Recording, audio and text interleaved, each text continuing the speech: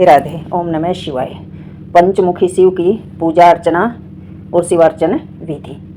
सूत जी ने कहा, हे ऋषियों, अब मैं तुम्हें पंचमुखी शिव की पूजा का वर्णन बताऊंगा, जो साधक को भक्ति और मुक्ति दोनों प्रदान करती है।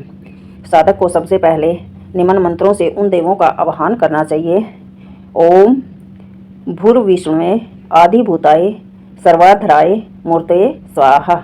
पुनः ओम हाम सद्योजाताय नमः कहकर साधक को सद्योजातक का आवाहन करना चाहिए।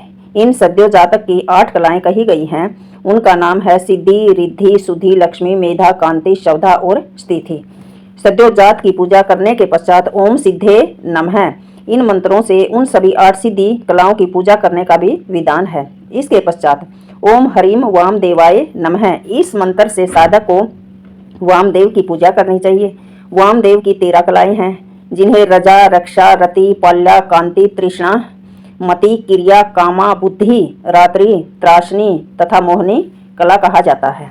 इन कलाओं के अतिरिक्त मनोमनी, अघोरा, मोहा, शुद्धा, निद्रा, मृत्यु, माया तथा भयंकरा नाम की 8 कलाएं अघोरी हैं। समस्त कलाओं का पूजन करने के बाद साधक को ओम हम तत्पुरुषाय नमः इस मंत्र का से तत्पुरुष देव की पूजा करनी चाहिए। उनकी निवृत्ति, प्रतिष्ठा, विद्या, शांति और संपूर्ण ये 5 कलाएं हैं। साधक कलाओं की पूजा करके ओम हराम ईशानाय नमः इस मंत्र से ईशान देव की पूजा करें। इसके पश्चात ईशान देव की निश्चला, निरंजना, शशिशनी, अंगना, मरीचि और ज्वालिनी नाम की जो 6 कलाएं हैं, उसके बाद उनकी पूजा करके पूजन संपूर्ण करें। सूत जी ने कहा, हे ऋषियों, अब मैं शिव की अर्चना का वर्णन करूंगा, जो भक्ति और मुक्ति दोनों प्रदान करने वाली है। 12 उंगल के माप से भगवान शिव की मूर्ति बनानी चाहिए। उसमें शांत, सरवगत और निराकार का चिंतन करना चाहिए। बिंदु द्वारा बनाई गई मूर्ति के ऊपर 5 बिंदु लगाने चाहिए।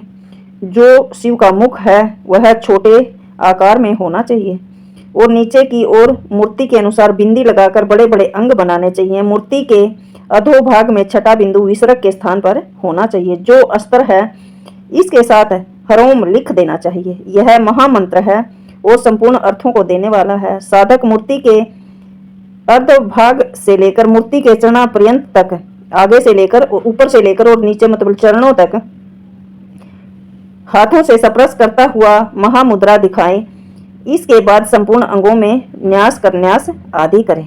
इसके पश्चात अस्त्र मंत्र ओम फट का उच्चारण करता हुआ दाहिनी हथेली में स्पर्श करके शोधन करें। उसके बाद कनिष्ठा उंगली से लेकर महामंत्र से तर्जनी उंगली तक न्यास करना चाहिए। अपने अंगों को आमंत्रित करना चाहिए। अब मैं हृदय कमल की कर्णिका में पूजन की विधि बताऊंगा। उसमें धर्म, ज्ञान, वैराग्य, ऐश्वर्य आदि की अर्चना करें। सबसे पहले आह्वान, स्थापन, पाद्य, अर्ध, आमचन, स्नान अर्पित करें। इस विधि से मानस उपचारों को करके उसके बाद अग्नि में आहुति देने की विधि बता रहा हूँ। साधक को पूजा स्थल पर अग्नि प्रज्वलित करके ओम फट अस्त्र मंत्र से एक कुंड का निर्माण करना चाहिए। उसके पश्चात ओम हुम इस कवच मंत्र से उस कुंड का अभ्युक्षण करके मानसिक रूप से उसमें शक्ति का विन्यास करें। भक्ति भाव से ज्यादा पूजा करने का बहुत फल है।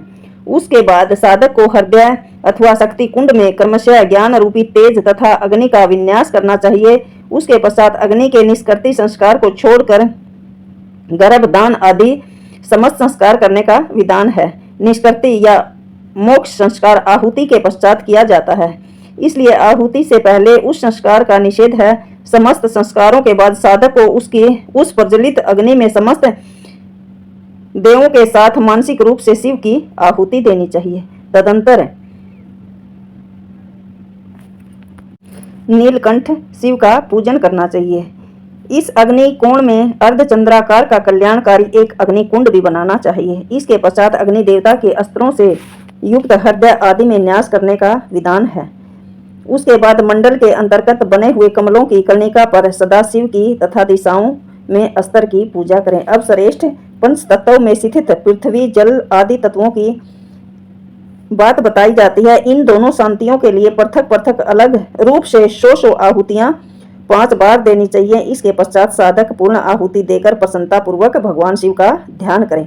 उसके बाद शुद्धि के लिए 8 बार आहुति देनी चाहिए। यह आहुति मंत्र है, यह आहुति अस्त्र मंत्र हूम फट, इस मंत्र से आहुति प्रदान करनी चाहिए। इस प्रकार साधक निसंदेह शिव रूप हो जाता है। शिव की विशेष पूजा में साधक को चाहिए कि सबसे पहले वह ओम हाम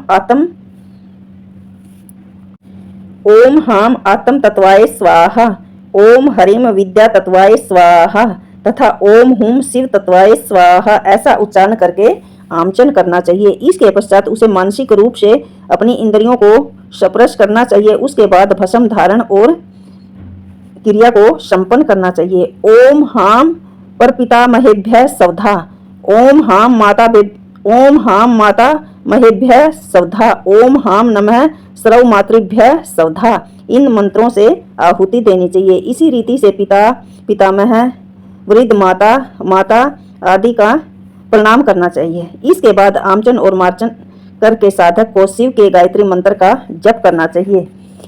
वो गायत्री मंत्र इस प्रकार है। ओम हाम तन्महेशाय विद्महे वागीव शुद्धाय धीमहि तन्नो रुद्रः प्रचोदयात्। गायत्री मंत्र शिव का इस प्रकार है। ओम हाम तन्महेशाय विद्महे वागीव शुद्धाय धीमहि तन्नो रुद्रः प्रचोदयात्। प्रणव से युक्त हाम बीज शक्ति से संपन्न उन महेश्वर को हम सभी चिंतन करते हैं। वाणी की पवित्रता के लिए उनका हम ध्यान करते हैं। वे रुद्र हम सभी का सतमार्ग पर चलने की प्रेरणा प्रदान करे। शिव गायत्री मंत्र जप के पश्चात सूर्य उपासना, सूर्य के मंत्रों का जप करना चाहिए। शिव की पूजा करनी चाहिए। उन मंत्रों का स्वरूप इस प्रकार है। ओम हराम हरीम हुम हम होम है शिव सूर्याय नमः। ओम हम खगोलकाय सूर्यमूर्ताय नमः। ओम हराम हरीम सह सूर्याय नमः। ओम नमः शिवाय।